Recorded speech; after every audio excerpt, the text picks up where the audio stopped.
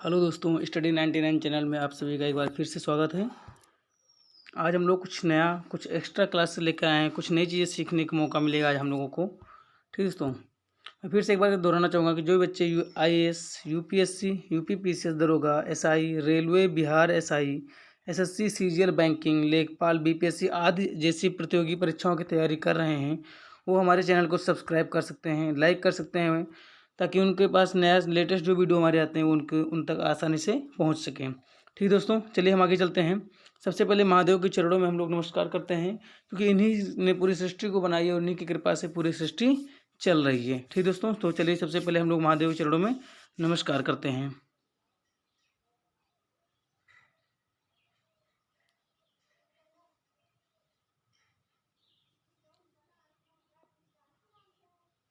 चलिए चलते हैं, अब क्लास देखते हैं। ये देखिए इंपॉर्टेंट फैक्टर है ये, भारत का रेलवे नेटवर्क। भारत का जो रेलवे नेटवर्क है ये दुनिया का चौथा, कौन सा है?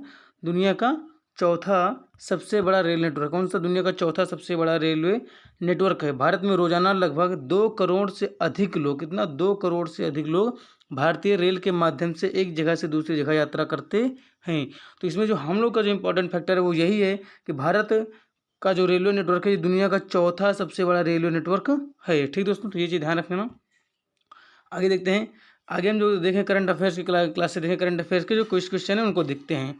पहला जो क्वेश्चन है, किस राज्य को बेस्ट माउंटेन हिल व्यू डेस्टिनेशन के लिए आउटलुक ट्रेवलर अवार्ड्स 2022 का रजत पुरस्कार जीता है? मतलब किस राज्य ने बेस्ट माउंटेन हिल व्यू डेस्टिनेशन के लिए आउटलुक ट्रेवलर अवार्ड्स 2022 का रजत पुरस्कार जीता? कौन सा पुरस्कार जीता है? तो रजत पुरस्कार। वो जो राज्य है हमारे भारत का वो है तमिलनाडु। कौन सा देश, कौन सा राज्य दोस्तों? तमिलनाडु।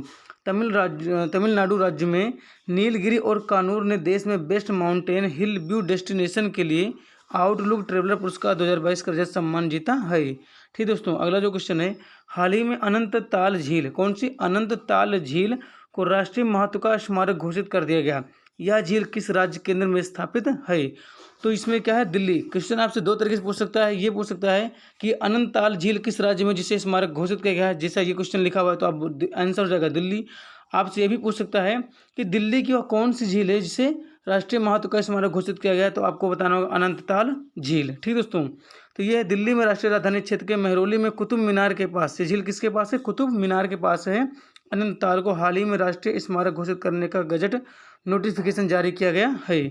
अगला जो क्वेश्चन है, पूर्व उपराष्ट्रपति एम वेंकैया नायडू ने हाल ही में किस नामक एक पुस्तक का विमोचन किया है दोस्तों? तो कौन सी पुस्तक? A new India selected writing. कौन सा है? A new India selected writing 2014 to 2019। पूर्व उपराष्ट्रपति एम वेंकैया नायडू ने a new India selected writing 2014 to 19 नाम की एक पुस्तक का हाल ही में विमोचन किया है, जो कि पूर्व केंद्रीय मंत्री और पद्म विभूषण अरुण जेटली की पुण्यतिथि पर उनके चयनित लेखों का संकलन है। ठीक दोस्तों, अगला जो क्वेश्चन है, इंडोनेशिया के जकार्ता में आयोजित की गई इंटरनेशनल एक्सपो में किस भारतीय ने वर्ल्ड स्टैम्प चैंपियनशिप में स्वर्ण पदक जीता? तो कौन है दोस्तों? वो है वीरेंद्र शर्मा। कौन है? वीरेंद्र शर्मा ने फेडरेशन ऑफ इंटरनेशनल फिलाटेली की तरफ से इंडोनेशिया के जकार्ता में आयोजित की गई इंटरनेशनल एक्सपो में भारत में राजस्थान के उदयपुर निवासी, कहाँ के रहने वाले? भारत के राजस्थान के रहने वाले हैं।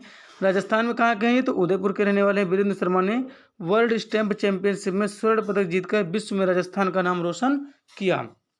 अगला जो क्वेश्चन है, विश्व एथलेटिक्स चैंपियन 2023 का आयोजक किस देशों में होगा? तो किस में होगा दोस्तों? हंगरी में होगा। कहाँ पर होगा 2023 का विश्व एथलेटिक्स दिवस? जो विश्व एथलेटिक्स चैंपियनशिप कहाँ होगा 2023 का? हंगरी में होगा। ठीक ना, हंगरी 2023 का आयोजन हंगरी देश की राजधानी बुडापेस्ट, पूछेगा हंगरी की राजधानी क्या है? बुडापेस्ट के 14 स्टेडियम में 19 से 27 अगस्त 2023 के बीच तक होगा।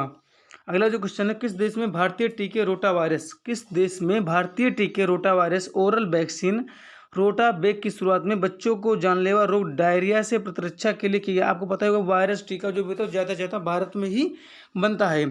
जो भी नई बीमारियां होती हैं या बड़ी बीमारियां होती हैं उनका टीका अधिकांशतः भारत में ही बनता है, भारत के ही लोग खोजते हैं। तो इसका जो आंसर होगा Nigeria. Bharat biotech international limited ने हाल ही में कहा कि इसके रोटा वायरस ओरल वैक्सीन रोटा बैक की शुरुआत में नाइजीरिया में छोटे बच्चों को जानलेवा रोग डायरिया की प्रतिरक्षा के लिए की गई है।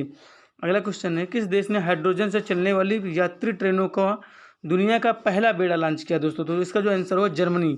जर्मनी जो है हाइड्रोजन से चलने वाली दुनिया का पहला बेड़ा लॉन्च किया है, ठीक है, जो 15 डीजल ट्रेनों की जगह ले रहा है, जो प्रथम लोअर सेक्सिनो राज्य में गैर विद्युतीकृत पटरियों पर संचालित होती है। अगला जो क्वेश्चन है, हाल ही में रक्षा अनुसंधान एवं विकास संगठन DRDO और भारतीय नौसेना ने किस मिसाइल का सफलतापूर्वक परीक्षण किया दोस्तों? तो इसका जो आंसर होगा vertical launch short range surface to air missile. रक्षा अनुसंधान एवं विकास संगठन और भारतीय नौसेना ने ओडिशा राज्य के तट पर एकीकृत परीक्षण रेंज चांदीपुर से vertical launch short range surface to air missile का हाल ही में सफलतापूर्वक परीक्षण किया है। ठीक दोस्तों, ये हमारे चैनल का जो नाम है वो स्टडी 99 है, द ग्रुप ऑफ मात्र छाया। इसे आप लोग ज़्यादा से ज़्यादा शेयर कीजिए, ज़्यादा से ज़्यादा लोगों तक पहुँचाइए, ताकि हमारी जो लेटेस्ट वीडियो हैं वो ज़्यादा से ज़्यादा लोगों तक पहुँच सकें। ठीक है दोस्तों, थैंक यू, धन्यवाद आप लोगों का। आगे हम लोग देखते हैं ट्रिकी प्रश्न उत्तर। हम ट्रिक से कैसे प्रश्नों को हल करते हैं हम इसको देखेंगे। पहला है, कौन कौन सी देश की मुद्रा डॉलर है? हम अधिकांश जानते हैं डॉलर का नाम होता है, हमारे माइंड में एक सेट में एक ही आता है अमेरिका, कि अमेरिका में ही डॉलर चलता है। लेकिन क्या आप लोगों को पता है कि डॉलर अमेरिका के अलावा और भी बहुत सारे देशों में की जो मुद्राएं हैं उनको हम डॉलर के नाम से जानते हैं। तो इसका जो ट्रिक है हमारे पास, सीता जी वन से कहाँ आए? आप याद कर लीजिए, सीता जी वन से कहाँ आए? तो सी से आपका देखे रहे, सी से सिंगापुर, ता से ताइवान, ठीक है, सीता जी से जिम्बाब्वे, वाह है वाना वन से वाह से बरमूडा, ठीक दोस्तों, वाह से बरमूडा, ना से न्यूजीलैंड, से सेंट लुइस, से सीता जी से सेंट लुइस, का से कनाडा, हा से हांगकांग, आ से ऑस्ट्रेलिया और ए से अमेरिका। तो इस तरह आप देख सकते हैं कि काफ़ी सारे देश जो हैं जहाँ की जो मुद्रा है उसे हम क्या कहते हैं? डॉलर कहते हैं। क्या कहते हैं दोस्तों? डॉलर कहते हैं, ठीक है। जैसे हम अपने यहाँ रुपया कहते हैं, वैसे इन सब देशों में जो मुद्राएं होती हैं उनको हम डॉलर कहते हैं। अगला जो क्वेश्चन है, रुपया कहाँ कहाँ की मुद्रा है? अभी आपने देखा डॉलर कहाँ कहाँ की मुद्रा है, अब हम देखते हैं रुपया कहाँ कहाँ की मुद्रा है। तो भारत से मामा श्री ने पाई रुपया, भारत से मामा श्री ने पाई रुपया। और जो पिछला देखा था डॉलर का, वो क्या था? सीता जी वन से कहाँ गए, ये थे ना, वन से कहाँ आए, वन से कहाँ आए, ठीक है ना, ये था आपका डॉलर। डॉलर कहाँ की मुद्रा, इसके लिए जो ट्रिक था वो था सीता जी वन से कहाँ आए। उसी तरीके से जो भारत की मुद्रा है रुपया, वो कहाँ कहाँ मुद्रा पाई जाती है, जहाँ कहाँ कहाँ की मुद्रा को हम भारत के रुपया के नाम से जानते हैं। इसका जो ट्रिक है वो है भारत से मामा श्री ने पाई रुपया। इसमें भारत से भारत, से सेशल्स देश से, माँ से मालदीव, फिर माँ से मॉरिशस, श्री से श्रीलंका में, ने से नेपाल में, पा से पाकिस्तान में, ई से इंडोनेशिया। मतलब इन सब देशों की जो मुद्रा है, इन सब देशों की जो मुद्रा है उसको हम किस नाम से जानते हैं? रुपया के नाम से, ठीक है दोस्तों, रुपया के नाम से जानते हैं। तो इससे एक चीज़ ये क्लियर हो गया कि हमारे भारत देश में ही हम मुद्रा को रुपया नहीं कहते हैं, बल्कि हमारे भारत देश के अलावा भी बहुत सारे देश हैं जहाँ की मुद्राएं रुपया के नाम से जानी जाती हैं। अगला जो दोस्त है, ये देखिए, हाल ही में जस्टिस यू ललित, कौन? जस्टिस यू ललित जी जो हैं, ये भारत के 49वें चीफ जस्टिस ऑफ इंडिया बने, CGI, क्या बने? CGI। इसके पहले, इनसे पहले ये हैं आपके जस्टिस यू ललित, ये भी जस्टिस यू ललित है, दोनों लोग एक ही हैं, आप चेहरा मिला सकते हैं। इससे पहले जो CGI थे भारत की, वो थे NB रमना। कौन थे दोस्तों? NB रमना थे चीफ जस्टिस ऑफ इंडिया, ठीक है ना। तो इसमें आप देख सकते हैं जस्टिस यू ललित से इंपॉर्टेंट कुछ फैक्टर हैं, जैसे कि आप देख सकते हैं,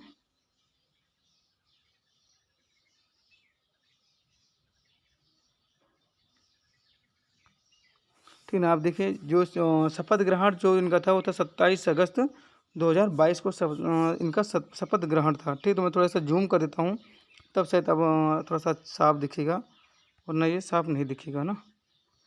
ये देखिए यहाँ से, ये जो जस्टिस यू ललित जी का जो जन्म हुआ था, ये हुआ था 9 नवंबर को 1957। कहाँ पे हुआ था? महाराष्ट्र में। इनके पिता का नाम था उमेश रंगनाथ ललित। बॉम्बे हाई कोर्ट 1993 से, सुप्रीम कोर्ट में वकालत थे 1986 से, वरिष्ठ अधिवक्ता बने सुप्रीम कोर्ट के 2004 में, सुप्रीम कोर्ट के जज ये हुए 2014 में। अहम फैसला तीन तलाक का जो फैसला लिया गया था उसमें जस्टिस यूयू ललित जी भी शामिल थे। अन्य मामला 26 स्पेक्ट्रम जो स्पेक्ट्रम वाला मामला था, और इसके जो पहले थे 48वें चीफ जस्टिस ऑफ इंडिया वो थे NB रमणा। इसको हम थोड़ा सा छोटा कर देते हैं ताकि फिर हम आगे का भी देख सकें। ठीक दोस्तों,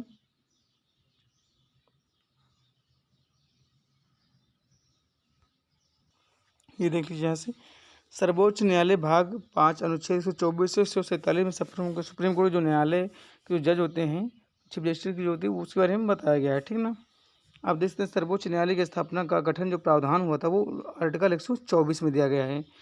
कार्यकारी मुख्य न्यायाधीश नियुक्ति के जो प्रावधान है वो अनुच्छेद 126 में है। तदर्थ न्यायाधीशों की नियुक्ति के जो प्रावधान अनुच्छेद 127 में है। उच्चतम न्यायालय को अभिलेख न्यायालय घोषित करता है, कौन सा? अनुच्छेद 129। सुप्रीम कोर्ट द्वारा घोषित विधि सभी न्यायालयों पर अबाध्यकारी होता है, मतलब बाध्यकारी होता है, कौन सा? अनुच्छेद 141। उसके बाद सर्वोच्च न्यायालय के न्यायाधीशों की नियुक्ति का प्रावधान जो अनुच्छेद 124(2) में, किसमें? अनुच्छेद 124(2) में सर्वोच्च न्यायालय के न्यायाधीशों की नियुक्ति का प्रावधान है। सर्वोच्च न्यायालय के न्यायाधीशों की योग्यता का जो प्रावधान 124(3) में है। सब सुप्रीम कोर्ट के मुख्य न्यायाधीश व अन्य न्यायाधीशों की पदावधि कितनी होती है? 65 वर्ष होती है। शपथ या प्रतिज्ञा ऑथ और एफर्मेशन अनुच्छेद 124(6) में प्रारूप अनुसूचित 3 में। सुप्रीम कोर्ट के न्यायाधीशों के वेतन एवं भत्ते का जो प्रावधान है 125 में है। सुप्रीम कोर्ट को वैविकीय अधिकार जो प्रदान करता है वो अनुच्छेद 136 है। सुप्रीम कोर्ट के रिटायर्ड न्यायाधीश भारत के किसी न्यायालय या प्राधिकारी के समक्ष वकालत करेंगे या नहीं करेंगे, इसका जो निर्धारण करता है वो करता है 124(7). सुप्रीम कोर्ट की आनुषंगिक शक्तियों की जो दी गई हैं वो अनुच्छेद 140 में है। सुप्रीम कोर्ट के परामर्श संबंधित क्षेत्रीय अधिकार प्रदान कहता है अनुच्छेद 143 में। ठीक दोस्तों, तो ये जो सुप्रीम कोर्ट से संबंधित कुछ अनुच्छेद जो हमने आपके साथ डिस्कस किया। ठीक ना, और एक चीज़ और ध्यान रखिएगा, इनका जो कार्यकाल है वो कुल 74 दिन का है, कुल 74 दिन का। 8 नवंबर 2022 को सेवानिवृत्त भी हो जाएंगे, मतलब 74 दिन के लिए ही ये सुप्रीम कोर्ट के जज बने। क्योंकि आपने यहाँ पर देखा है कि सुप्रीम कोर्ट के जो CJI की जो अवधि होती है वो 65 वर्ष के लिए ही होती है। ठीक दोस्तों, आगे हम देखते हैं अगला जो क्वेश्चन है, क्षेत्रफल की दृष्टि से विश्व का सर्वाधिक बड़ा देश, मतलब विश्व का सर्वाधिक जो बड़ा देश है उसके बारे में बताया गया क्षेत्रफल की दृष्टि से। तो हम लोग जानते हैं कि भारत जो होता है वो 7वें नंबर पर आता है। ठीक दोस्तों, ये आप लोगों को पता ही है। तो लेकिन इसके पहले कौन कौन से, जो रूस सबसे बड़ा ये हम जानते हैं, भारत 7वें नंबर पे आता है ये हम जानते हैं। बाकी ब्राज़ील, ऑस्ट्रेलिया, कनाडा ये सब कौन से स्थान पे आते हैं इसके बारे में हमको जानकारी नहीं रहती है, या रहती भी है तो हम कन्फ्यूजन में रहते हैं।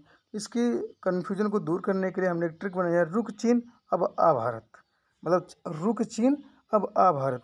रू से आपका रूस होता है, का से आपका कनाडा, चीन से चीन हो जाएगा, आ से अमेरिका, ठीक ना, बा से ब्राज़ील, फिर आ से ऑस्ट्रेलिया और भा से भारत। तो इस तरीके से हम देख सकते हैं कि ये अगर हम ऐसे देखेंगे तो ये होगा आपका बढ़ता हुआ क्रम, और ऐसे नीचे करें तो ये आपका घटता हुआ क्रम है। मतलब सबसे बड़ा रूस और 7वें नंबर पे भारत। भारत से अगर बड़े जो क्षेत्रफल दृष्टि से जो देश हैं वो ऑस्ट्रेलिया है, ब्राज़ील है, अमेरिका, चीन, कनाडा, रूस है। ठीक दोस्तों, अगला जो क्वेश्चन है, बंगाल की खाड़ी में गिरने वाली भारत की प्रमुख नदियाँ। गिरती बहुत सारी नदियाँ हैं, लेकिन हम जो देख रहे हैं प्रमुख जो नदियाँ देख रहे हैं वो ये है, ब्रह्मा की गोद में गंगा। ट्रिक जो है वो हमारा ये है कि ब्रह्मा की गोद में गंगा। कौन सी ट्रिक है दोस्तों? ब्रह्मा की गोद में गंगा। ठीक ना, आप देख सकते हैं कि ब्रह्मा की गोद में जो गंगा ट्रिक है, ब्रह्मा से ब्रह्मा नदी, की से कृष्णा और कावेरी नदी। ठीक है, कृष्णा और कावेरी नदियाँ भी बंगाल की खाड़ी में गिरती हैं। गोद से गोदावरी, में से महानदी, गंगा से गंगा। आप जानते हो गंगा एक ऐसी नदी है जिसमें बहुत सारी नदियाँ आकर के मिलती भी हैं। ठीक है, गंगा में जैसे ब्रह्मपुत्रा भी गंगा में आके मिलती है, ऐसी बहुत सारी नदियाँ जो होती हैं गंगा में विलीन होती हैं, उसको गंगा जाके एक बंगाल की खाड़ी में विसर्जन कर देती है, अपने जल को विसर्जित कर देती है। ठीक दोस्तों, तो अगला जो क्वेश्चन है, प्रशांत महासागर में गिरने वाली नदी। अभी हमने देखा कौन से, बंगाल की खाड़ी में गिरने वाली नदी। अब देख रहे हैं प्रशांत महासागर में गिरने वाली नदी। तो इसका जो ट्रिक है वो है हेसी। क्या है? हेसी। गिरती बहुत सारी नदियाँ हैं, लेकिन हम कुछ मुख्य नदियों के नाम ही बता पाएंगे। हेसी, एच से होगा आपका ह्वांगहो, ठीक है ना। ए से आपका आमूर नदी, सी से सिंक्यांग नदी, और वाई से यांगटी सिक्यांग नदी। क्योंकि सारी विदेशी नदियाँ हैं इसलिए इनको इंग्लिश में इसका कूटबद्ध किया गया है, हिंदी में शायद करने में थोड़ा सा दिक्कत होती है और आपको समझने में भी दिक्कत होती है। ठीक है दोस्तों, तो इस तरीके से हम देख सकते हैं प्रशांत महासागर में गिरने वाली जो प्रमुख नदियाँ हैं उनका जो ट्रिक है वो आपका है हेसी। ह्वांगहो, आमूर, सिंक्यांग और यांगटी सिक्यांग, ये नदियाँ जो हैं कहाँ पे गिरती हैं? प्रशांत महासागर में। और ब्रह्मा, कृष्णा, कावेरी, गोदावरी, महानदी गंगा, ये सब नदी कहाँ गिरती है? बंगाल की खाड़ी में। यहाँ पे आप लोग ये भी जान लीजिए कि दो नदियाँ ऐसी भी हैं, नर्मदा और ताप्ती, जो उल्टा बहती हैं। इनको क्या क्या बोलते हैं, कहते हैं ये उल्टी बहती हैं। ठीक है दोस्तों। तो इसके बाद हम देखते हैं अगला जो क्वेश्चन है, ओपेक के संस्थापक देश। ओपेक में इस वक्त बहुत सारे देश होंगे, लेकिन इसके जो संस्थापक देश हैं, इसकी जो ट्रिक है वो आपकी है विस्की। क्या कौन सी ट्रिक है दोस्तों? ये विस्की है। जो हमने इसका ट्रिक ईजाद किया वो है विस्की। ठीक ना। वी से मतलब वेनेजुएला, आई से ईरान, एस से सऊदी अरब, के से कुवैत और आई से इराक। मतलब ये जो इतने देश हैं, 5 देश, ये इसके कौन से हैं? संस्थापक। मतलब इन्हीं लोगों ने मिलकर ही इस ओपेक को बनाया है। आप देख रहे होंगे ये सारे देश कहाँ के हैं? खाड़ी देश हैं। कहाँ के? खाड़ी देश है। मतलब हम ये जानते ही हैं कि इराक, ईरान, सऊदी अरब में तेल ज़्यादा पाया जाता है। तो ये जो ओपेक है ये भी कहीं ना कहीं एक तेल सप्लाई का ही एक संगठन है। ठीक है। तो तेल जो बेचने वाले देश थे, इन्हीं देशों ने मिल करके इस ओपेक को संस्थापना की थी। अगला जो क्वेश्चन है, संयुक्त राष्ट्र संघ के अस्थायी सदस्य, यूएनओ के अस्थायी सदस्य। आप जानते ही होंगे कि 5 ही ऐसे देश हैं जिन्हें वीटो का पावर मिला हुआ है, और वही 5 देश मिलकर संयुक्त राष्ट्र संघ की स्थापना भी करते हैं। तो इसका जो ट्रिक है वो फ्रेश है। हालांकि इसकी शायद ही किसी को वो ऐसा जो पढ़ने लिखने वाला बच्चा होगा जो इसका ना पता होगा कि संयुक्त राष्ट्र संघ के 5 अस्थायी देश सदस्य कौन से हैं। अब तो शायद 193 इसके सदस्य हो चुके हैं, समथिंग 193 सदस्य के आसपास। लेकिन जो इसके जो अस्थायी सदस्य हैं वो आपके हैं 5 है। कौन कौन से? फ्रांस से, रसिया, अमेरिका, चाइना, इंग्लैंड। और इन्हीं 5 देशों को वीटो पावर मिली हुई है। कौन सी पावर मिली दोस्तों? Veto power. वीटो पावर मतलब समझते हैं ना आप लोग? जो नहीं जानते वो कमेंट में बताएंगे वीटो पावर क्या होता है। वीटो पावर वो होता है कि अगर किसी भी देश के मुद्दे को अगर हम यूएनओ लेकर जाते हैं, तो ये 5 देश में से अगर कोई भी एक देश अगर उस पर अपने वीटो का अधिकार देता है, अगर वो बोलता है कि नहीं ये चीज़ नहीं होना चाहिए, तो वो चीज़ नहीं हो। जैसे अगर पाकिस्तान को अगर हमें ब्लैक लिस्ट की सूची में डालना है, और भारत इसका प्रपोजल यूएनओ ले जाता है, कहाँ लेता है? यूएनओ में ला के रह जाता है कि हम पाकिस्तान को आतंकवादी देश घोषित करें। तो अगर ये 4 देश, फ्रांस, रसिया, अमेरिका, इंग्लैंड, अगर राजी हो जाता है, और चाइना अगर नहीं राजी होता है, और चाइना अगर वीटो लगा देता है, तो केवल एक देश के ना राजी होने से हम पाकिस्तान को आतंकवादी देश घोषित नहीं कर पाएंगे यूएनओ में। तो ये होती है एक वीटो की ताकत। ठीक है दोस्तों, इसको आप लोगों ने देखा। अगला ये है भारत रत्न से संबंधित कुछ प्रश्न हैं। आप लोग देख रहे होंगे तो पढ़ लीजिएगा, हमको नहीं लगता क्लियर आ रहा होगा।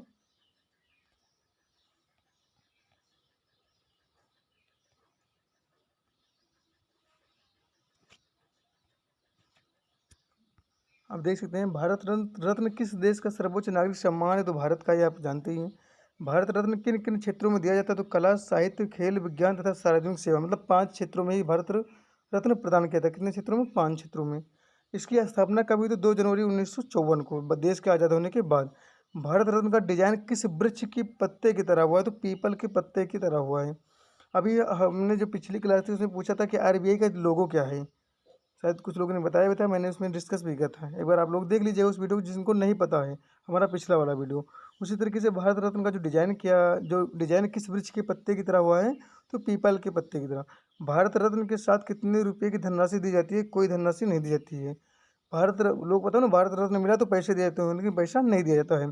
भारत रत्न को किस रंग के फीते के साथ पहना जाता है? तो सफ़ेद रंग के। भारत रत्न प्राप्त करने वाले प्रथम व्यक्ति कौन थे? तो डॉक्टर सर्वपल्ली राधाकृष्णन, चक्रवर्ती श्रीराज गोपालाचारी और डॉक्टर सीवी रमन। ये 3 जो थे वो प्रथम व्यक्ति थे जिन्हें भारत रत्न मिला था। भारत रत्न प्राप्त करने वाले प्रथम भारतीय वैज्ञानिक कौन थे दोस्तों? सीवी रमन थे। अब तक कुल कितने राष्ट्रपति को भारत रत्न मिला है? तो 6 लोगों को ही भारत रत्न, 6 राष्ट्रपतियों को भारत रत्न मिला है। अगर हम लोगों की बात करेंगे तो 48 लोगों को भारत रत्न दिया जा चुका है। भारत रत्न प्राप्त करने वाले प्रथम विदेशी कौन थे? तो डॉक्टर अब्दुल खान गफ्फार, पाकिस्तान। इनको 1987 में दिया गया था भारत रत्न। ये पहले ऐसे विदेशी हैं जिन्हें भारत रत्न प्राप्त हुआ था। भारत रत्न प्राप्त करने वाली प्रथम महिला कौन है? तो इंदिरा गांधी, 1971। ठीक दोस्तों, ये कौन है? इंदिरा गांधी, 1971। अगला जो क्वेश्चन है, अगला जो है भारत रत्न से संबंधित, अब तक कितनी महिलाओं को भारत रत्न मिला है? तो 5। भारत रत्न किसके द्वारा प्रदान किया जाता है? तो राष्ट्रपति के द्वारा मिलता है। एक वर्ष में अधिकतम कितने व्यक्तियों को भारत रत्न दिया जाता है? तो 3 लोगों को ही एक साल में दिया जा सकता है, इससे ज़्यादा नहीं। भारत रत्न वापसी की घटना किससे संबंधित है? सुभाष चंद्र बोस जी से संबंधित है, जिन्होंने भारत रत्न को वापस किया था। पहली बार मरणोपरांत भारत रत्न किसे दिया गया? तो लाल बहादुर शास्त्री, 1966 में दिया गया था, इनकी मृत्यु के बाद। भारत के पहले किस खिलाड़ी को भारत रत्न दिया गया? तो सचिन तेंदुलकर 2014 में दिया गया था। इसमें काफ़ी विवाद भी हुआ था कि मेजर ध्यानचंद को क्यों नहीं दिया गया, सचिन तेंदुलकर को दिया जा रहा है। सबसे कम उम्र में भारत रत्न पाने वाले व्यक्ति भी कौन थे? सचिन तेंदुलकर 40 वर्ष की उम्र में इनको भारत रत्न मिला था। वर्ष 2019 में भारत रत्न किन किन व्यक्तियों को मिला? तो प्रणब मुखर्जी, भूपेन हजारिका और नानाजी देशमुख को भारत रत्न मिला था। भारत रत्न प्राप्त करने वाले प्रथम भारतीय प्रधानमंत्री पंडित जवाहरलाल नेहरू थे। भारत रत्न पुरस्कार को किस वर्ष बंद कर दिया गया? तो 1977 में बंद किया गया, ठीक ना। भारत रत्न पुरस्कार किस वर्ष दोबारा शुरू किया गया? तो 1980 में फिर से चालू किया गया। मतलब ये 1954 में पहले स्टार्ट हुआ, ठीक ना। 1954 में इसे स्टार्ट किया गया। उसके बाद 1977 में इसको बंद किया गया और 1980 में इसको फिर से स्टार्ट किया गया। ठीक दोस्तों, तो भारत रत्न पुरस्कार दोबारा शुरू किए जाने पर सर्वप्रथम किन्हें सम्मानित किया गया? तो मदर टेरेसा 1980 में। तो इस तरह की ये जो था भारत रत्न से संबंधित क्वेश्चन थे जो आप लोगों ने देखेंगे। फिर से भगवान शिव जी के चरणों में सादर प्रणाम करते हैं और हम आशा करते हैं कि हमारे इस वीडियो को आप लोग ज़्यादा से ज़्यादा फॉलो करेंगे, ज़्यादा से ज़्यादा शेयर करेंगे, ज़्यादा से ज़्यादा लाइक करेंगे। ठीक दोस्तों, हमारी ये क्लास कैसी लगी आप लोग एक बार कमेंट बॉक्स में जरूर दें। अगर हमारी क्लास में कोई गलती होती है तो हम उसके लिए क्षमा प्रार्थी हैं, आप लोगों से क्षमा मांगते हैं। हालांकि अगर कोई गलती कोई कमी आप पाते हैं उसको आप कमेंट बॉक्स में बता सकते हैं। हम अपनी नेक्स्ट क्लास में उसको सुधारने की ज़रूर कोशिश करेंगे। ठीक दोस्तों, इसी के साथ हम अपनी क्लास को ओवर करते हैं। जय हिंद, जय भारत।